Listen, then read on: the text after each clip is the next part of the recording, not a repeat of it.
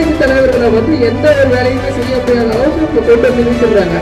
So இப்போ இந்த சட்டத்திட்டத்தில் என்ன பண்ணுறாங்கன்னா இந்த தலைவர்கள் இன்னும் மறுபடியும் பாதிக்கப்பட போறாங்கிறது நிதர்சனமான உண்மை. அப்போ இதை வந்து கேள்வி கேட்க முடியாத ஒரு சூழல்ல தான் இந்த உள்ளாட்சி அமைப்புகளை திரும்ப இந்த மத்திய மாநில அரசுகள் கொண்டு போயிட்டு இருக்கு. இந்த மத்திய மாநில அரசுகள் தங்கிட்ட இருந்த முழு அதிகாரத்தையும் அடிப்படையில் இருக்கிற கிராமப்புறங்களுக்கு கொடுக்கக்கூடாது, கொடுத்துட்டா நாங்க எப்படி ஆட்சி ஆள முடியும் அப்படிங்கிற ஒரு பயத்தை என்ன பண்ணிடுறாங்கன்னா முழு அதிகாரத்தையும் கொடுக்காம கொஞ்சம் கொஞ்சமா என்ன பண்றாங்கன்னா அந்த அதிகாரங்களை பின்னாடி தானே எடுத்துக்கிறாங்க. அனைவருக்கும் வணக்கம்.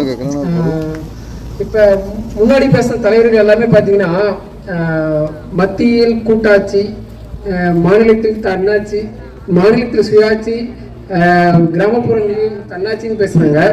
பட் ஆனால் இங்க பல இடங்கள்ல என்ன நடக்குதுன்னா தலைவர்கள் எல்லாருமே பல சிரமங்களுக்கு உட்பட்டு தான் இருக்காங்க. அதுல ஒரு பக்கம் பாத்தீங்கன்னா பினான்ஸ்ல மாநில அரசுகளும் மத்திய அரசுகளும் முறையா வந்து ஊராட்சிக்கு வர வேண்டிய பணத்தை முறையா கொடுக்கறது இல்லை.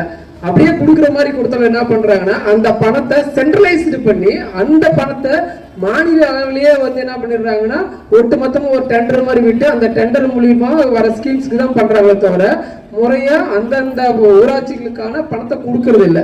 அது பெரிய அளவுல இங்க பெரிய பாதிப்பாதாகுது.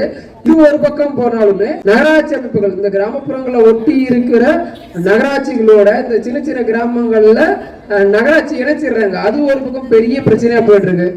அதை தாண்டி என்ன பண்ணிடுறாங்கன்னா இந்த 1993 வந்த 73, 74வது சட்ட திருத்தம் தான் ஒரு மிகப்பெரிய சட்ட திருத்தனே சொல்லலாம். ஏன்னா இந்த 93க்கு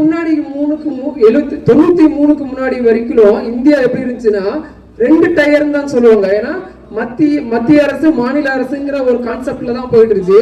ஆனா இந்த 93க்கு அப்புறம் தான் 74வது 74வது சட்ட திருத்தத்துக்கு அப்புறம் என்ன பண்றேன்னா இந்த உள்ளாட்சியில் இருக்கிற மக்களுக்கு முழு அதிகாரங்களை கொடுக்கணும், அந்த அதிகாரங்கள் மூலமா மக்களை தன்னைத்தானே சுயாட்சி ஆண்டுக்கணும் அப்படிங்கிற அந்த கான்செப்ட்ல தான் எடுத்துட்டு வந்தாங்க. ஆனா என்ன நடந்துருக்குதுன்னா அப்பவே வந்து 93ல கிட்டத்தட்ட 100 ரெக்கமெண்டேஷன் மேல கொடுத்தாங்க. அந்த ஆனா 100 ரெக்கமெண்டேஷன்ல வெறும் 29 ரெக்கமெண்டேஷன் மட்டும்தான் கொடுத்து அந்த 29 ரெக்கமெண்டேஷன் தான் அந்த 73வது சட்டத்தையும் 74வது சட்டத்தையும் எடுத்துட்டு வந்தாங்க. ஆனா அதுக்கப்புறம் என்ன ஆயிருதுன்னா கொஞ்சம் கொஞ்சமா இந்த மத்திய மாநில அரசுகள் தங்கிட்ட இருந்த முழு அதிகாரத்தையும் அடிப்படையில் இருக்கிற கிராமப்புறங்களுக்கு கொடுக்க கூடாது, கொடுத்துட்டா நாங்க எப்படி ஆட்சி ஆள முடியும் அப்படிங்கிற ஒரு பயத்தை என்ன பண்ணிடுறாங்கன்னா முழு அதிகாரத்தையும் கொடுக்காம கொஞ்சம் கொஞ்சமா என்ன பண்றாங்கன்னா அந்த அதிகாரங்களை பின்னாடி தானே எடுத்துக்கிறாங்க. அதெல்லாம் என்ன நடக்குதுன்னா அந்த ஊராட்சியில் இருக்கிற தலைவர்கள் வந்து அவங்களோட முழு அதிகாரத்தை செலுத்த முடியாம வெறும் குப்பை அள்ளுறதும் டிச்சை கிளீன் பண்றது மாதிரியான சின்ன சின்ன வேலைகள் மட்டும் தான் செய்யுது. இப்ப எடுத்துக்காட்டுக்கு இப்ப கொஞ்ச நாளைக்கு முன்னாடி ஒரு 1 இயருக்கு முன்னாடி ஒரு சட்டத்திருத்தம் எடுத்திருந்தாங்க. தனக்கு கீழே வேலை செய்ய வேண்டிய ஒரு பஞ்சாயத்து செக்ரட்டரி என்ன பண்ணிடுறாங்கன்னா இவருக்கு கீழே வேலை செய்யாம ஒரு பிடிஓ அளவுல வேலை செய்யணும் அப்படிங்கிற மாதிரியான ஒரு சூழலை இப்ப கொண்டு வந்திருக்காங்க. அதோட விளைவு என்ன நடக்கும்னா இப்ப இங்க இருந்த இந்த கூட்டத்துல பேசின ஒரு தலைவருடைய பஞ்சாயத்திலேயே கூட ஜாதி அடிப்படையில அந்த தலைவரை அந்த பஞ்சாயத்துக்குள்ள ஒர்க் பண்ண முடியாம ஒரு சூழலை கொண்டு வந்தாங்க.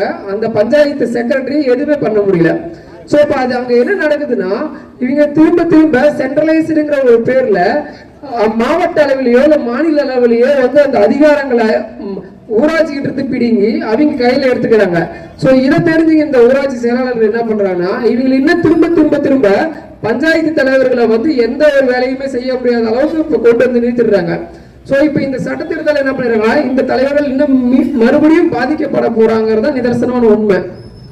அப்புறம் அதுக்கடுத்து ஒரு சட்டத்திருத்தம் கொடுத்துருக்காங்க. என்ன சட்டத்திருத்தம்னா இந்த ஊர்ல சின்ன சின்ன பெட்டி கடைங்க இல்ல எதனா ஒரு நிதி நிறுவனங்கள் வந்து வரப்போகுதுன்னா அந்த நிறுவனங்கள் என்ன பண்ணா ஒரு பஞ்சாயத்துல ஒரு லைசன்ஸ் வாங்கணும். ஆனா இப்ப அந்த லைசன்ஸ் அந்த லைசன்ஸ் மட்டும் இல்லாம ஊராட்சி ஒன்றியத்திலே ஒரு லைசன்ஸ் வாங்கணும். அந்த ஊராட்சி ஒன்றியத்துல வாங்க வேண்டிய லைசன்ஸ் இப்ப என்ன பண்ணிட்டாங்கன்னா இன்ஸ்பெக்டர்னு சொல்லிட்டு அவங்ககிட்ட கொஞ்சம் கொடுத்துருக்காங்க. அந்த இன்ஸ்பெக்டர் யாருன்னு பார்த்தோம் மறுபடியும் கலெக்டர். இந்த சென்ட்ரலைஸ்டு மையப்படுத்தப்பட்ட ஒரு கலெக்டரேட் கொண்டு போய் கொடுத்துருக்காங்க. ஸோ இது என்ன நடக்குதுன்னா திரும்ப திரும்ப எந்த நிறுவனங்கள் என் ஊராட்சிக்குள்ள வரப்போகுது வரும் அப்படிங்கிற எந்த ஒரு அறிவிப்புமே இல்லாம ஒரு கலெக்டர்கிட்ட ஒரு லைசன்ஸை வாங்கிட்டு வந்துட்டு இவங்க பாட்டுக்கு ஒரு இயற்கை சூழல்களை அழிக்கிற மாதிரியான ஒரு நிறுவனங்களோ இல்ல அந்த ஊருக்கு கெடுதல் கொண்டு வர மாதிரியான நிறுவனங்கள் உள்ள வரும். அந்த நிறுவனங்கள் எந்த லைசன்ஸ் எப்ப எடுத்தாங்கன்னு கூட தெரியாத அளவுக்கு இந்த பஞ்சாயத்து அமைப்புகள் மாறும். அப்ப இதை வந்து கேள்வி கேட்க முடியாத ஒரு சூழல்ல தான் இந்த உள்ளாட்சி அமைப்புகளை திரும்ப திரும்ப இந்த மத்திய மாநில அரசுகள் கொண்டு போயிட்டு இருக்கு. ஸோ அதனால என்ன பண்ணணும்னா இந்த சட்ட திருத்தங்கள்ல மத்திய மாநில அரசுகளுக்கு தாங்கிட்டு இருக்கிற அதிகாரங்களை பிரிச்சு திரும்ப திரும்ப என்ன பண்ணணும் கிராமப்புறங்களுக்கு கொடுக்கணும். அந்த கிராமப்புறங்களுக்கு கொடுக்கறதுக்கோசரம் நம்ம வந்து எல்லாம் ஒர்க் பண்ணணும் அப்படிங்கிறது என்னுடைய வேண்டுகோள். ஓகே, மிக்க நன்றி. இங்க வந்திருக்கும் அனைவருக்கும் மிக்க நன்றி. 2வது தோழமைப்புகள் எல்லாம் வந்திருக்காங்க, அவங்களுக்கும் மிக்க நன்றி.